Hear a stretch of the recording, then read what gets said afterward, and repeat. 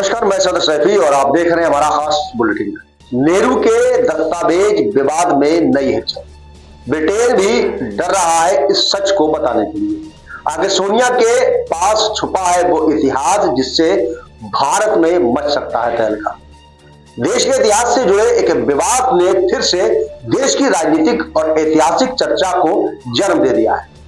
हाल ही में लोकसभा में भारतीय जनता पार्टी के सांसद संबित पात्रा ने सवाल खड़े किए कि क्या वार्षिक ऑडिट या निरीक्षण के दौरान नेहरू से संबंधित दस्तावेज प्रधानमंत्री मेमोरियल लाइब्रेरी से गायब पाए गए हैं। इस पर सांस्कृतिक मंत्री गजेंद्र शेखावत ने स्पष्ट रूप से जवाब देते हुए कहा कि किसी भी दस्तावेज की कमी नहीं पाई गई है। लेकिन इस जवाब के बाद कांग्रेस पार्टी ने आरोप लगाया कि बीजेपी झूठा प्रचार प्रसार कर रही है।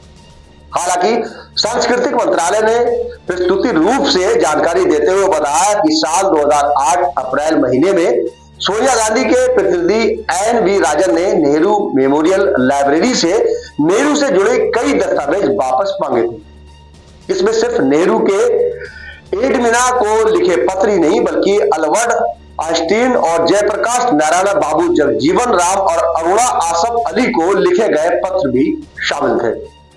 मंत्रालय ने जानकारी के मुताबिक 5 मई 2008 को यूपीए सरकार के वक्त 51 कार्टन में रखे गए थे दस्तावेज जो सोनिया गांधी के सरकारी आवास पर भेज दिए गए थे।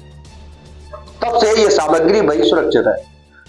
प्रधानमंत्री संग्रहालय आज से पहले कई बार इन दस्तावेजों की मांग कर चुका है, लेकिन अब तक उसे उपलब्ध नहीं कराया गया है। इस मामले में इतिहासकारों और शोधकर्ताओं का कहना है कि यह पत्र सिर्फ परिवार की निजी संपत्ति नहीं है, बल्कि राष्ट्र की दस्तावेजों विरासत है।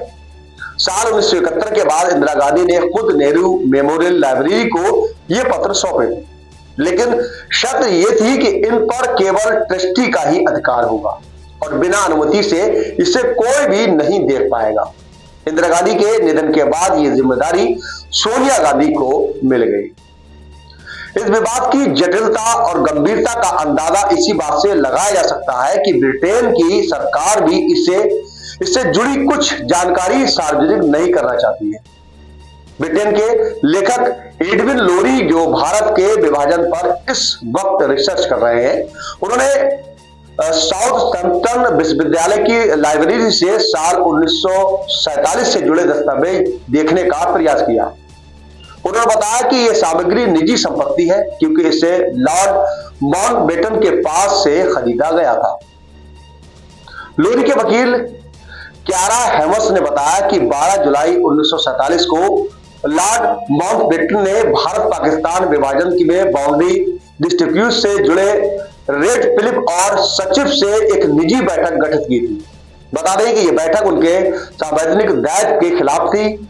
इन दस्तावेजों में उस वक्त की बातचीत और भारत के बंटवारे की असली कहानी छुपी हुई थी। ब्रिटिश सरकार ने अदालत में इस जानकारी को सार्वजनिक करने से साफ मना कर दिया है। वहीं इसे लेकर विशेषज्ञों का मानना है कि नेहरू और एडमिना के निजी संबंधों ने इस वक्त भारत के बंटवारे में किसी न किसी रूप से प्रभाव अवश्य डाला होगा। इन दस्तावेजों में बंटवारे के दौरान की सच्चाई और लॉर्ड माउंटबेटन की भूमिका साफ हो सकती है। करीब 4500 कार्टन में रखे गए ब्रिटेन के दस्तावेज और सोनिया गांधी के पास 51 कार्टन में रखे गए पत्र पूरे इतिहास की प्रमुख साक्षी भी है।